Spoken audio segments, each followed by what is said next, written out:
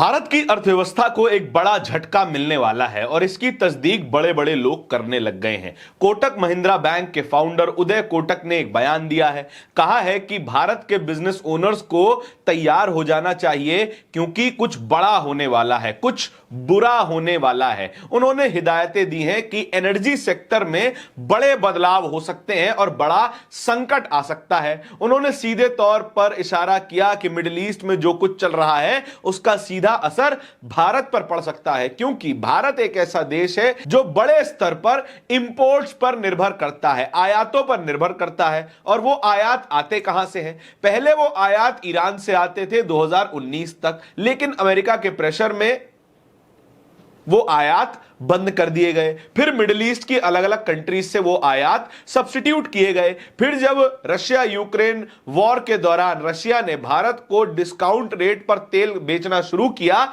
तो भारत रशिया पर शिफ्ट हो गया। लेकिन जब से भारत और अमेरिका की ट्रेड डील साइन हुई है तो फिर उसमें यह शर्त डाल दी गई कि रशिया से तेल नहीं खरीदा जाएगा और तेल खरीदा जाएगा अमेरिका और वेनेजुएला से, जो कि जाहिरी तौर पर महंगा पड़ने वाला है। और एनर्जी सेक्टर का क्राइसिस पूरे भारत के बिजनेस क्राइसिस में तब्दील हो सकता है। इसका इशारा उदय कोटक भी दे रहे हैं। लेकिन एक और इशारा निकलकर सामने आ रहा है। भारत का स्टॉक मार्केट वो आईना है जो भारत की अर्थव्यवस्था का सीधे तौर पर प्रोजेक्शन दिखाता है। बीते कुछ महीनों से डाउनफॉल चल रहा है। डाउनफॉल जेनजी का शब्द हो सकता है, लेकिन डाउनफॉल असल में स्टॉक मार्केट में ही आ रहा है। बीते 4 महीनों में $2 ट्रिलियन फॉरेन इन्वेस्टर्स के द्वारा भारत के स्टॉक मार्केट से निकाल लिए गए हैं।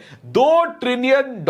अब आप सोच सकते हैं, भारत की पूरी अर्थव्यवस्था करीबन $4.5 ट्रिलियन की है और उसमें से $2 ट्रिलियन का इन्वेस्टमेंट निकाल लिया जाए तो वो कितना बड़ा डिसइन्वेस्टमेंट होता है, कितना बड़ा विड्रॉवल हो सकता है, इसके बारे में आप खुद अंदाजा लगा सकते हैं। और इसकी जानकारी ट्विटर पर बुल्स थ्योरी नाम के एक ट्विटर अकाउंट ने दी है। Crash, $11 trillion have been wiped out from Indian stock market in last 4 trading days. Sensex down by 4.21%.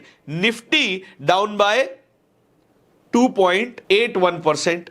Foreign investors have pulled out $2 trillion from Indian stock market in just 2 months, the worst foreign outflow year since Indian stock market opened for overseas investors in 1993.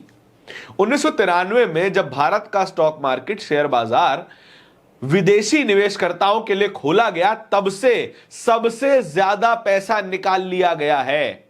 आज तक इतना बड़ा investment का outflow Bharat ने कभी नहीं देखा था। $2 ट्रिलियन। अब आप समझ सकते हैं कितना बड़ा आंकड़ा है ये, कि अगर हम स्क्रीन पे लिख दें इस आंकड़े को तो पढ़ने लायक अक्षरों में ये स्क्रीन भी छोटी पड़ जाएगी। लेकिन इसी तरफ इशारा कहीं ना कहीं उदय कोटक भी कर रहे हैं। उदय कोटक ने एनुअल CII बिजनेस समिट में भाषण देते हुए साफ तौर पे भारतीय बिजनेसमैन को, भारतीय व्यापारियों को क्या क्या हिदायतें दी हैं, ये जरा सुनिएगा। ये की पॉइंट्स है। Kotak warned that while older investors have buffer consumers, the shock is coming and it is coming big regarding fuel and commodity prices. जो शॉक आने वाला है, जो झटका लगने वाला है भारतीय अर्थव्यवस्था को, वो एक बड़ा झटका हो सकता है। और आगे वो क्या कहते हैं? He urged Indian businessmen and individuals to adopt mindset of strategic paranoia, preparing for tough times rather than waiting for the crisis to hit. अभी से तैयारी करना शुरू कर दीजिए। इंतजार मत कीजिए कि जब क्राइसिस आएगा तब जाके हम तैयारी करेंगे। क्राइसिस का इंतजार मत कीजिए, अभी से तैयारी कीजिए। और यह क्राइसिस हो क्यों रहा है, इसके बारे में भी थोड़ी जानकारी ले लेते हैं। यह क्राइसिस है मिडिल ईस्ट का क्राइसिस, भारत का क्राइसिस नहीं है, भारत का बनाया हुआ भी क्राइसिस नहीं है, लेकिन भारत के कुछ फैसलों से यह क्राइसिस थोड़ा बड़ा जरूर हो सकता है। इसके बारे में आगे बात करेंगे। सबसे पहले तो यह जानना जरूरी होगा कि मिडिल ईस्ट में क्या हो रहा है। मिडिल ईस्ट में एक जगह है स्ट्रेट ऑफ हॉर्मुज, जहां पर एक चोक लगाया हुआ है ईरान ने। जब तक अमेरिका और इजराइल अपने अटैक्स को बंद नहीं करता है, अपने सैंक्शंस को नहीं हटाता है, तब तक यह चोक नहीं हटेगा।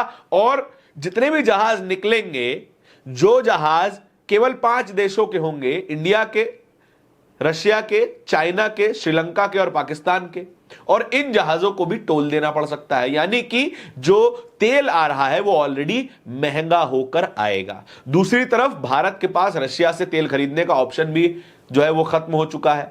क्राइसिस के दौरान जब युद्ध अपने एक्टिव स्टेजेस में था, अमेरिका ने कहा कि जाइए रशिया से तेल खरीद लीजिए। रशिया ने कहा अब डिस्काउंट नहीं मिलेगा, अब महंगे दरों पे हम बेचेंगे। देखिए, धंधा है पर गंदा है, इसी तरीके से किया जाता है। डिस्काउंट जब देना था रशिया ने दिया, अब जब भारत को जरूरत है तो डिस्काउंट खत्म हो रहा है।